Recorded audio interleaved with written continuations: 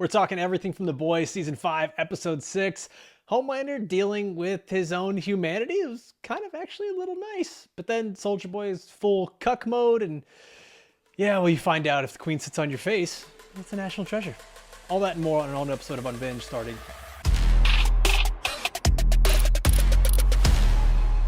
Welcome into Unbinged, the podcast where we break down the shows, movies, and news you love to binge. I'm Alfredo Brown, joined as always by Jagger, Matt Kopfhamer. Guys, spoiler warning now. We're about to spoil The Boys in Gen V because a lot of you guys still care about that. So I'm not gonna lie, I'm getting over the Korea time. It's been a minute since I've been back recording with you guys, but it feels good. This episode of The Boys, I don't know if it was just me adjusting, but it felt a little different. It felt like we were getting a softer side of Homelander in this episode. And I think my favorite scene from this whole thing is Homelander sitting there talking with the legend, Paul Reiser. And there's this moment where Paul Reiser is basically like, no, I'm not scared of you, man. Like, I feel for you, kid. You know, you're batshit crazy, but hey, that's talent. And first of all, great line. Just an amazing line. Yeah.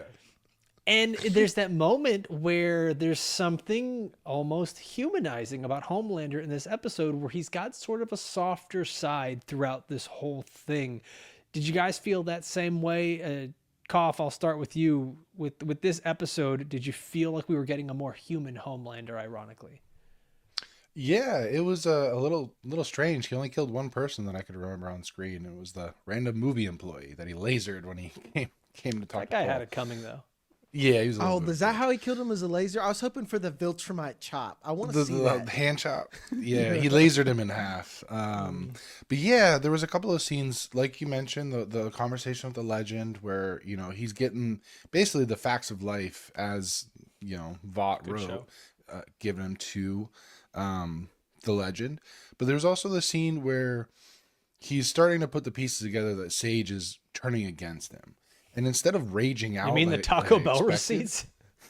Yeah, he picks up the receipt. Like, he has the video of him getting the stumpy by Stormfront, and he's putting the pieces together that Sage is betraying him. And it's very strange to see him almost calm and calculating versus like just raging out that someone else betrayed him. And I wonder if it's because he's affected by killing Firecracker, and he's starting to realize, like, I'm running out of lieutenants. Like, if I keep doing this, I'm going to be all alone. And maybe he won't care once he has the V1 that we saw at the end. But until then, you're right. He almost had like a softer approach to this episode that was felt very reserved and calculating versus his normal, like, I'm just going to freak out and destroy everything around me.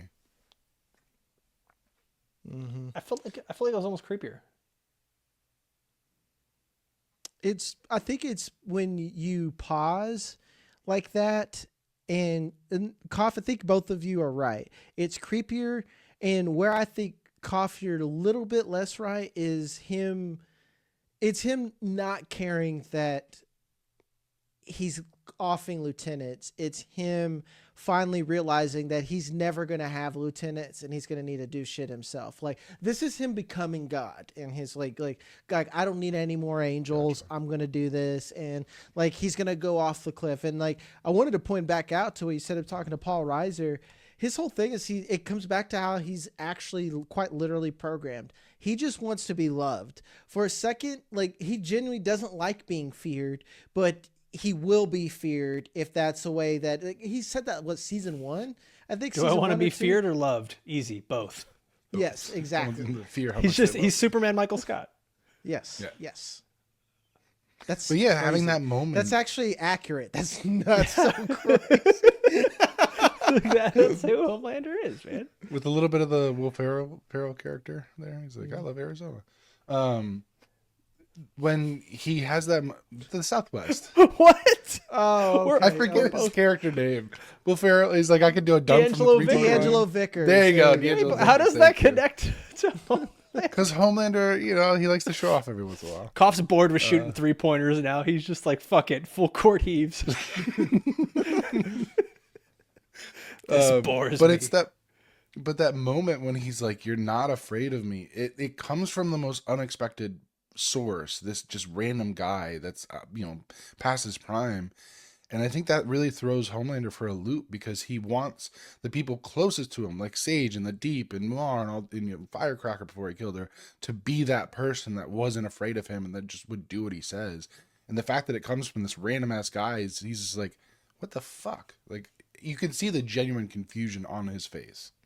He's learning about relationships for the first time in his life, and it's coming at the cost of the people around him. Like, he's finding out Firecracker didn't actually love him. She struggled with how much she might have loved him, or how she actually did love him. Stormfront also loved his dad, which was weird. The dad now kind of cares about him. Like, we're not sure. Like, that's confusing as well. Sorry, that line, it reminds me of Step Brothers, where it's like, she had the old bull, now she wants the young calf. I just see my chest pubes down to my ball throw. But so it's an interesting thing, because it's funny, like, as Homelander is getting faced with his own humanity and what it could mean that he could die or grow old or any of these things, or not even be a soup at some point, it's actually when he's getting closest to humanity, because he's actually having to consider relationships. And you can almost see it on his face, where he has just a very brief look, which I liked seeing Antony Starr do this, where he didn't have to be the crazy sadistic guy for a scene. He could actually just be in that moment and show you a little more of his range that we haven't seen from Homelander, where he's almost relieved and smiles and chuckles a little bit when he hears, yeah, you're batshit crazy, but hey, that's talent, kid. Like, it set him back that someone could be so refreshingly honest, that he was like, so that's what it's like. It's an interesting thing when the world hits you as everything's crumbling around you. What's a theme that we've seen time and time again with musical biopics, anything that has to deal with fame, where it's just like, man, I want someone just to treat me normal. And then even when you quite literally think you're God, it probably gets exhausting to have people trying to, was it like grovel and yeah, think of like, oh father, think about how he is now, instantly sycophantic. It gets kind of gross. I was gonna say, yeah, being surrounded by yes men and sycophants, like, you end up, even if you don't mean to, you create this delusional bubble around you, so that way it only gets pierced when you have someone that's willing to say and tell you the truth. And when you're someone like Homelander, who can literally kill someone with a look because you have lasers in your eyes, it becomes harder and harder to find that person that's going to give you the absolute truth. And the fact that it came from just a dude, the legend, yeah, he has all this history of thought, but he, at the end of the day, is just a man. He's not another soup. The fact that he's the one that could be like, yeah, I'm not afraid of you. Like, here's what's going on. I think that just ultimately gave Homelander the final push to, now he's like, okay, now I can become God, because I found the one person that's not afraid of me. Everyone else is still afraid of me. Slightly off topic. Well, you had something important to say. I'll let you go first. I don't know how important it's going to be, but it's interesting that as he's getting closer to essentially being God and telling people that he is a god and he wants to be a god, you see him get more flustered by his relationships, where he's even at the point where he's seeking approval from Soldier Boy, where, like, you actually see him. Normally, Homelander would not give a fuck to try to, like, cater to what someone feels or thinks, but because it is Soldier Boy, because it is his, quote, dad, so to speak here, he's worried about what Soldier Boy thinks about him and Stormfront being together. Normally, he just wouldn't even bother explaining. He's like, why would it matter to you? So, like, that, I think, was, like, the first indication that we're seeing sort of a different Homelander, and I don't think that it's on accident that throughout this whole thing it's being brought up that being invincible, living forever, having this power is actually a curse. And seeing all these older soups around him, whether it's been them at the regular ones at the end of their life or the ones with the V1 in their bloodstream and how miserable they are, that it's kind of a no-win situation for Homelander, but he just doesn't know it yet. Mm-hmm. The grass is always greener until you're on the other side. That's to quote Euphoria. To quote Euphoria, the grass is always greener by the septic tank. Like, you want to be Do you want to be a crash out over there like bomb site? You know, it's like, and I guess you can be a god and fly in the skies with your laser eye, and then if you don't like something, kill people. But I just think eventually he'll run himself down a path to where he has to kill the whole world and be alone, or the whole world is going to turn on him. You know, like there'll come a point where you can't just be this tyrannical dictator. Even Hitler was overthrown eventually, you know. So It's because people didn't go to his birthday party. mm. He didn't have the friends. Mm-mm. Sorry, that's a draft day reference for like the 6 people in the audience that understood it. Yeah. Cough, did you not watch Draft Day this year? No, I watched it. It's still shit. Once. It's not good. It's anyway. We're not here. My wife asked me why I watch it every year. She's like, "But you say it's not a good movie." I'm like, "I know, but like, I kind of have watch to." Christmas movies. Yeah. What were you gonna say, Jack? Because you said you were gonna go off topic for a sec. Oh, well, I was gonna say, did anyone else think that the legend is like something was gonna come out that he's gay or doesn't have a dick or something just weird? Because the way that he talks the whole time, he's just like, "Oh yeah, I fucked her or I did this." Like it doesn't like matter. he was what- overcompensating. Yeah, like it feels like he overcompensates so much that that's it. Immediately when a woman comes up, he has to qualify her by someone that he fucked that looked like her in the past, or he did fuck her. That's just like immediately what That's comes just out old of his mouth. Hollywood. That's just old Hollywood dudes. Yeah. I guess. I wish that would pay off. I think he doesn't have a dick. I'm just gonna assume to believe that in my head. It's old no dick. Well, they already The played that legend. one with. They already did that with the one the writer from season 1 where he had been dating the cold super the soup that had the ice powers and she froze his dick and he off. didn't have Yeah. a dick anymore. That's true. Yeah. That's true. So I already I pulled forgot that one, about but that. I can't do it again. Yeah. Guys, I want to keep talking about this. Before we do, there's a bunch of ways you can enjoy Unbinged. First, it's going to be right here on YouTube. So if you're watching, take a sec to like this video, comment down below with your thoughts. And just a reminder, we've got our premium content for everyone that is available for you, whether it's on YouTube, Apple, Spotify, wherever you're at. We are now covering Euphoria under our premium channel. We finished Invincible, Paradise. We've got a couple of movie reviews on there as well. Coming soon here on Unbinged, we are also going to be covering Cape Fear, House of the Dragon, Silo, Season 3. Right now, we've got The Boys, Your Friends and Neighbors. So we got a lot of fun stuff here for you. But the one thing I want to ask all of you that are watching, this is not like a go like or review or anything. This is actually just genuinely a favor. We want your input here. We want to do more stuff outside of just rewatches, more things outside of just, hey, we watched this episode, let's talk about it, or a movie, let's talk about it. Let us know. Do you guys want to see that? Do you have some interesting topics that you'd love for us to cover, whether that be news or like themed episodes? Like we just had May the 4th. Could we have done a Star Wars episode and talk about something there? So we'd love to get your feedback as our audience, because that's why we do this show. It's all for you guys. All right, y'all. Back into this. Jag, before we started recording, you said something that the Soldier Boy storyline is... I don't want to put words in your mouth, so I'm just going to let you take it over from here. What the Soldier Boy storyline has you feeling some sort of way? It's just weird, man. Like, I love Soldier Boy. He's probably top 3 character for me, but I just don't, I feel like they don't know how to use him. You know, like it's what side is he on? All of a sudden I love my son, and it's because I loved Clara Vought all this whole time, and I want to do what she wants. It just doesn't make a lot of sense. And I'm not saying the show is bad or complaining, just that particular plot just seems bad, and I wish they would either kill Soldier Boy or make him useful. And there's still, I guess, time for that, but it seems like it's ran out since the whole point of him having there was finding the V1. It's just weird for me. He demonstrated this episode that he can burn the V1 out of a soup, or at least the V in this case V1. And what this episode shows, he can do it without killing the soup. So I think the reason they're keeping him around is because he's got to be the one to depower Homelander at the end. Because otherwise, how are they going to take out Homelander? The virus is now defunct, and if he is truly immortal, they can't. He's bulletproof.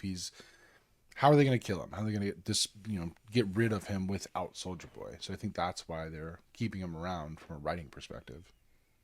I actually wonder if they have to do that for a few different characters. Like maybe even some of our Stoops, Annie, Kimiko, they just give up their powers altogether. And he's doing that for them before we get the big showdown. And then I still lean on the theory that I think we're going to end up with Homelander not dying, but just being a regular human person that has to deal with having no powers and living a life where just you're a normal dude. And You no think one that's cares like the about you worst likes you. fate that could happen to him is being normal? Lord Ozai.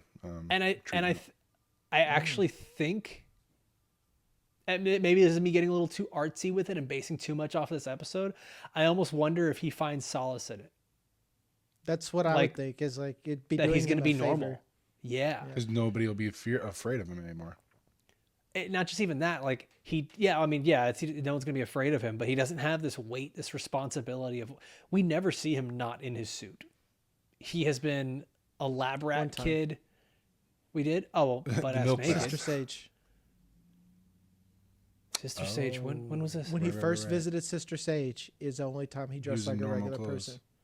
Yep. Oh, I don't remember that. Huh. Okay. So do you think, obviously with everything that he's done, if he loses his powers, the next step is what, him in prison, and then he gets locked up? I'd That's the get thing, is, like, I medieval don't- on his ass. Yeah, I think he gets the death penalty. Like, I don't think you. I mean, maybe Yeah, you lock but- him up for the sake of the ending of the show, but But could you imagine that's the fate of Homelander? Is he loses his power and then he gets locked up like he was as a kid? He's In a camp. back in a cage or in a camp. Yeah. well, It's no, like he sorry, grew I up- he didn't grew up think in a he's going in a cage. camp. But from a writing perspective, that could be an ironic end for Homelander. Is like he started this way with powers, and now he ends without powers, back in a cage, and he's just a lab rat again. And especially something like in prison where it's like you're either at the top of the food chain or the bottom, and it's going to be a place where he is just most definitely at the bottom, going in there as a regular dude, because like he's not even a big dude, he's just like a super regular guy. I wonder.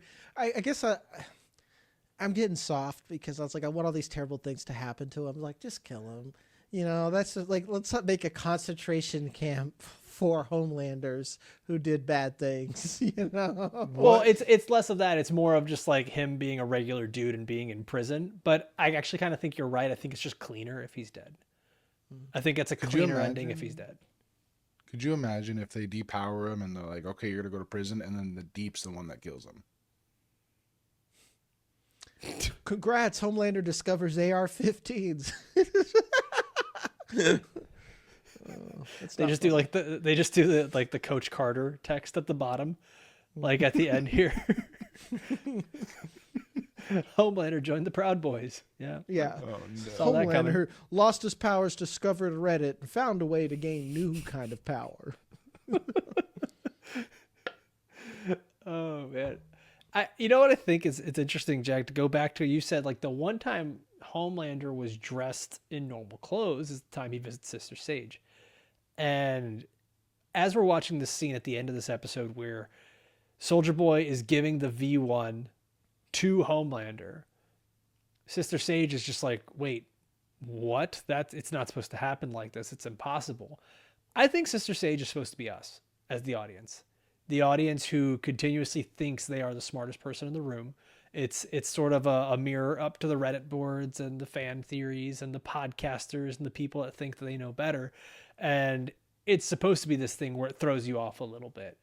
And now that you mentioned that it was like the one time where Homelander wasn't in his suit, I almost feel like that's what it is supposed to be. It's supposed to be that connection to like actual regular people who Sister Sage is supposed to be.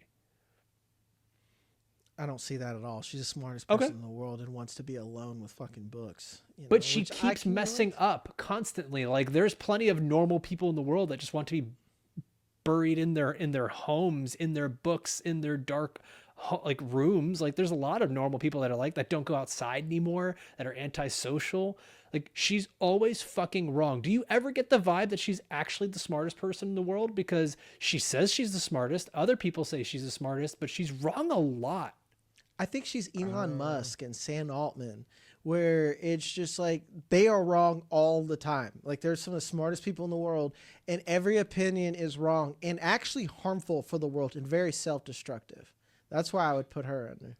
I'll take it a step further. When she is wrong, it's because it's other people. She doesn't understand other people's emotions, and that's her That's her weak spot. The That reason is a she very didn't correct answer. Yeah. she didn't predict the Soldier Boy twist because she didn't understand She his doesn't emotional understand state. emotions. Right. She's coming from a pure logic thing, and she's like, if I do A, B, C, then X, Y, Z will happen. And she's forgetting that human emotions will fuck everything up along the way. So that's her weak spot, is she doesn't understand other people. And That's why where I say that. she- That's why I say that she is a good like avatar for the audience, because we don't know the emotions of these, especially a new character like Soldier Boy, until he just says it out loud. I think we all have parts of it. We're all kind of. You have a good point. I like your point. I think you're right that she could be a stand-in for like the more like predictable or predicting audience members who are like, this is what's going to happen. Sure. I mean, I the hate obvious your point because I didn't come up with it.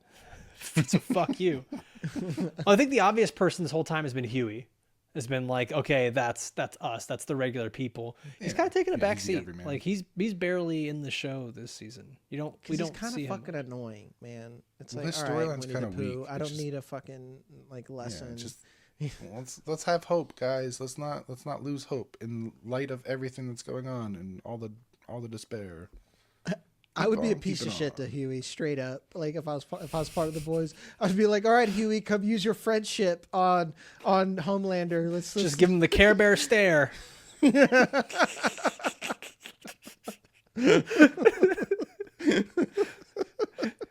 The power of friendship. All we need is guys- love, guys. We have an interesting development here with Ashley and her little Professor Quirrell thing going on in the back of her head, where she's like, now she's keeping secrets from herself. Like, do you think she knows? Is there a way where that's able to be compartmentalized, where one side of her does like make conscious decisions, but the other side does not understand what's happening or does not know what's happening? I think it's very much one-sided. I think Backley or Bashley or whatever they named the Professor Quirrell side of Yeah. her knows everything that's going on, but then her regular side doesn't, if that makes sense. Okay. That's how I'm reading it. Otherwise It seems I don't like know. it, right? Like we're playing it kind of. I think we're playing it a little fast and loose with what the rules are for Ashley and Bashley there. I just want to know what the payoff is going to be, because I thought we were going to get a really good one here, because her whole thing has been to read the minds of Soldier Boy, Homelander. And I will say this, if I do have one complaint about the show so far, is I do feel like we've been sort of petering along here with these last few episodes. I wasn't on the podcast with you guys last episode, but it really felt like we seemed to have wasted a lot of time in that episode. And then this one sort of felt similar until we reached a certain point. There's a little bit of treading water going on with the plot. A little bit. I mean, we got finally the step forward with the V1 payoff, but I'm surprised it took 4 episodes to get there. And I think that's why maybe the emotional moment with Soldier Boy doesn't hit as well. And we start to say like, okay, it feels like it's out of nowhere. Because we didn't get that build up. We kind of get the, oh, look, we saw a laptop where you were fucking my love of my life's stumps. And now we have emotions. Because, I mean, going back to last week, we had Soldier Boy make the decision to protect Homelander from, Malchemical and them. And then, he basically chose to be on Homelander's side. And then we get this little speed bump this episode, but he recovers very quickly. So it does feel a little superfluous to even include that. But maybe it'll come back up later. Maybe the fact that he was like, "Did you see a body for a Stormfront earlier in the season?" Maybe that'll come back to play where she actually is alive and she comes. I'm trying to think of what the payoff's going to be, because you're right. It feels a little disjointed at the moment. Well, because at this point, I think we lost whatever that payoff would be, because we do see two people that are now on the same side. Homelander and Soldier Boy, they already have the V1. It's in his system. Like, what is there to know at this point? I don't I don't. Maybe I'm expecting or asking too much of it. It doesn't have to be something, but it feels like we're leaving a lot of meat on the bone with certain things, and like maybe have wasted a little bit too much time on some other stuff. And I actually will give a point to where, I've been like saying that people need to like chill out. I kind of would maybe want to see some like the Gen V crowd, what they're doing to help all this. And like, if we're going to waste time, or I don't want to call it waste time, if we're going to have filler, maybe wrap some of that shit up with them to show or make that matter. And it's like you said, I don't need to know more. I don't need to delve into the emotional depth of Soldier Boy and Homelander anymore. I don't think like I fucking understand these guys. I understand Billy. I understand Huey. I get where they're all at. So like, let's either like get to the chorus or maybe go to some other characters that we're not going to get more of. Like at the end of the day, I'm coming full circle around that maybe the Gen V people are right, and we should see more of that to get if we're going to be slowing down the plot. Well, because it seems like with each episode they've had this idea where they want to humanize different characters in different episodes. We do that with Annie when she goes and sees her dad. We do that with Kimiko when she's talking to Frenchie about their relationships and like who she wants to be. We did that a little bit with Butcher and his dog, where it's like that's like the one time you see Butcher like being just a normal dude. And now you kind of get that same thing with Homelander and with Soldier Boy. And it's like, okay, now that we're getting closer and closer to the God battle, we're humanizing as many characters as possible. My thing is like if we haven't done enough to like set up these characters for what we want the final season to be, like then what have we been doing for the last 4 seasons? It feels like we should already know who these characters are, Jack. Like I'm with you on that. Yeah. Do you guys think they're gearing? I don't think they are, but do you think there's any chance they could be gearing up to where Homelander wins at the end, and that's how they end this? And it's like a complete subversion of both the comics and our expectations that the bad guy's the one that ends up winning. I think that's getting too cute. I'm okay with a not very neat ending, but what would be the point of all this? If it's just that everything's going to stay the same. Like I would personally feel like they wasted a lot of my time. Yeah, I guess not. I guess it could be that the bad guys win. It's not a waste of time and I don't like it, but like, I don't know, man. Kind of a reflection of real life, right? And if they've been accidentally like creating fiction that's closer to real life than they expected, that could be something that they could have written and be like, oh, it's so clever, nobody would expect it. And then it's like, oh, fuck, this is just like real life. The bad guys keep winning. There's no punishment for them. I think I'd be disappointed if that's what we get to. Not that I need a clean, happy ending, but I'd be really disappointed because it's no matter how you slice it, it is going to feel like we wasted a lot of time.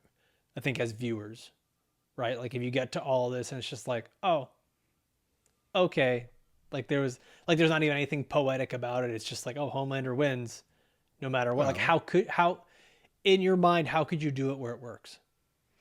You could do he wins because he literally kills everybody. He destroys the entire world and it's him alone. And he finally gets what he thinks he wants. And it's just the poignancy of like, you got what you wanted by sacrificing everything Fuck, else man. around I you. hate this because I really hope you're not right. I hope I'm not right either. I'm but I looking can back at like some of the see- marketing stuff too, where it's Homelander flying in space, Sitting in looking space. down at the Earth that has been like, there's like some sort of explosion that's happening. I like, it wouldn't surprise me if that's where we get to. We're just like, well, this place doesn't work for me anymore. Let's just destroy it because I can go wherever I want. Find a new society. It almost be like a twist on a Dr. Manhattan ending, where it's like, I'm tired of this. And I'm so looking at destroying Jag's face and he's like, I fucking hate all of this. Yeah, I was about to say, guys, this is like, I'm gonna blame you specifically, Kopf, if this happens. Yeah, if I'm this gonna blame happens, you. fuck you. It is your fault Fair. that you made them retroactively change the script because you 2 put that weeks energy out in the before universe. finale. Right now, put Eric this in- Kripke is watching this from like with an FBI agent. He's like, quick, change the Write script. that down. Write that down. Reshoots now. It's way better than the ending I thought of. So I think that you have to either kill Homelander or make him powerless, because I think you need to close the chapter on what this show is, and make sure there is no door left open to say, hey, we can come back for another season or for a Homelander spinoff or for whatever. Like, I think this needs to be the definitive end. Maybe it's like a Star Wars thing where it's like, okay, the big bad is dead, but there's other people and other things could rise up and they do more spinoffs later and it's not good. But I think for Homelander, I think that has to end. And I think like there can't be a redemption arc. There can't be any of that stuff. It needs to be like, this is a character we have loved to hate for so long. We need to see him get his comeuppance. Yeah. There can't be a Darth Vader redemption arc at this point. It's too late in the game. He kills his own dad, throws him over because he can't fly.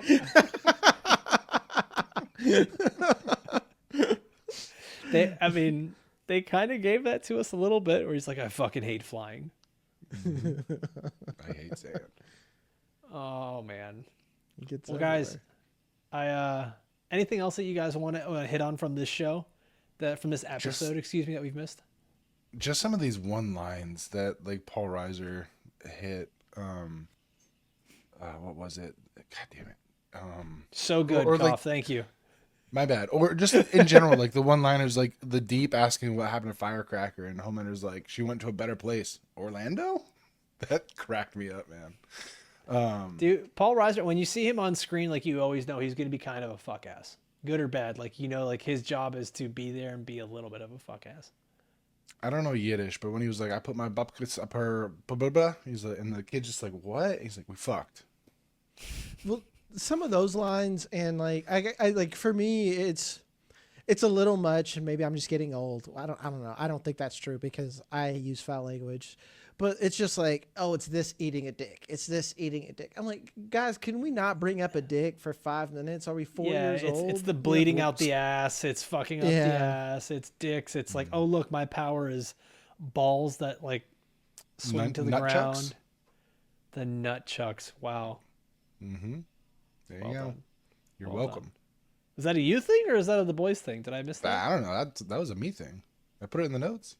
Every once in a while, Koff, you just surprise even yourself, huh? Proud of you, Hey, pal. man. Just got to make it on base sometimes. One man versus 1.4 billion fish. What do you care about more? I don't The fish care holocaust. about- Jesus. Yeah.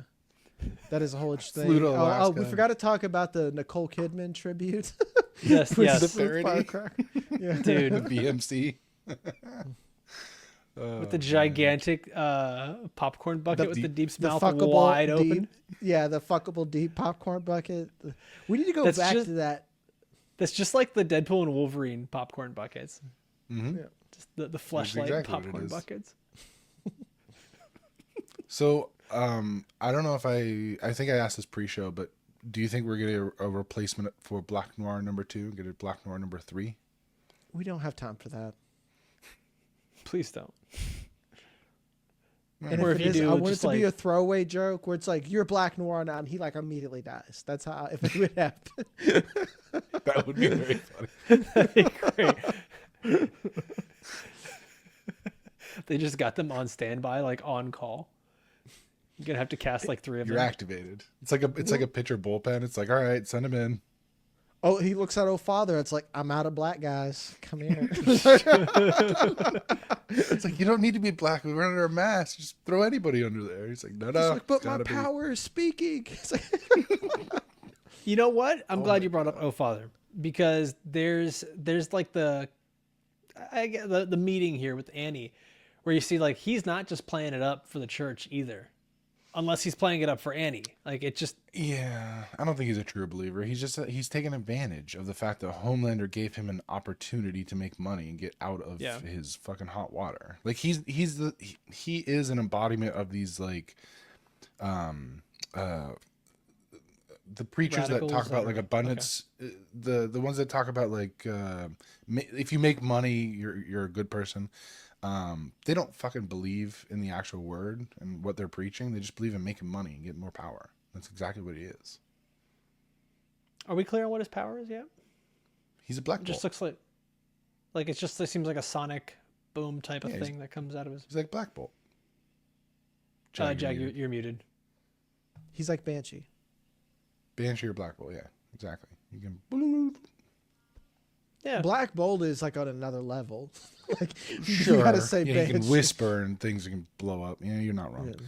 Speaking of like, they do a lot of X-Men powers. Like Golden Geisha is obviously a form of like armor, and then you had fucking Hot Flash who had the fire hands. That's just fucking Pyro. funny, dude. That's hilarious. Hot Flash is a You great called it an name. old lady, An old Hot lady? Flash. It's That's just so like funny. Chef's kiss. Yeah. It's just dude, I like the Vought life white alert. engine. Oh, that's the necklace. Yeah, I like the engine. Just- It's like you have the whitest man ever playing a Native American. Yeah. It's pretty bad. But that makes sense, though. That's what they It used to does. do. That's what Yeah. they used to Actually, do. they used to get a Mexican dude to play a Native American. Yes. That actually would have been accurate. If they would have had Danny Trejo or some shit like that, like the most Mexican man ever. And I mean, he's still doing it too. Like his shtick, like it just he doesn't Did give you it up. guys catch the commercial, the bomb site commercial when he's doing the weight loss pills? He's like, new methamphetamine formula. It's like, take it Dude. with dinner. Actually, take it instead of dinner. I mean, just there was a lot of things in this that I think were chef's kiss that were like just perfect little things to add in there. And I think I'm just gonna keep being kind of the grumpy old man about it. Is like, I don't think we have time for those cute little funny things. I thought we could have just kind of like done a little more story. I still loved it. I loved it, but it feels like we've got how many episodes left? 2? think Yeah, so. I think there's only eight episodes this season. So yeah, two more. So we've got 2 So episodes the left. penultimate and a finale. I Do we mean, know like if the finale is going to be longer than normal, or is it going to be a regular episode? I can't don't know. handle I don't like I don't. they're, I don't work they're for Prime putting it in Video. movie theaters. It's probably going to be longer, man. Like an hour and a half or something. You know. I might go see it in IMAX. That might be worth it. You got to Good get for to you. the show on time.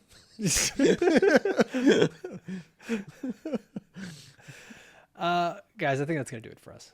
We got 2 episodes left of The Boys. So far, they're kind of setting things up for us, but I still think there's a lot for them to try to wrap up here and make this finish like the proper finish to a big series that we want to see. Even they have admitted it could be hard, but we're gonna be here for both of those episodes. And I just want to remind everybody, you got a bunch of ways you can enjoy Unbinged: YouTube, Apple, Spotify. We did it, by the way. We got past 100 reviews on Spotify. We are officially at 101.